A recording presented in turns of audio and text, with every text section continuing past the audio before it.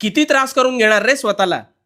उगाच मनाला दुसऱ्याने बोललेल्या गोष्टी प्रचंड लावून घेत असतोस आणि मग नकळत त्याच विचारात अडकून पडतोस. हो ना? आता या विचार संकटातून तुझी सुटका करतो बघ. एक गोष्ट ऐक. एकदा एक गरीब कर्णबधीर मुलगा एके दिवशी अचानक त्याच्या मेहनतींच्या पैशांनी चैन म्हणून फार सुंदर कोरे करकरीत कपडे घालून रस्त्यातून जात होता. आजूबाजूचे सगळे त्याच्याकडे पाहत होते आणि त्याच्याबद्दल वाच्यता करत होते.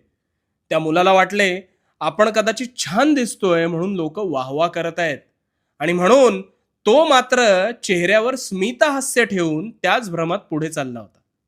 पण खरं तर लोक त्याच्या तोंडावर बोलत होती, अरे याच्याकडे कुठून पैसे आले, कुठेतरी चोरी केली असणार याने, अशी अनेक दूषणं त्याला लावत होते.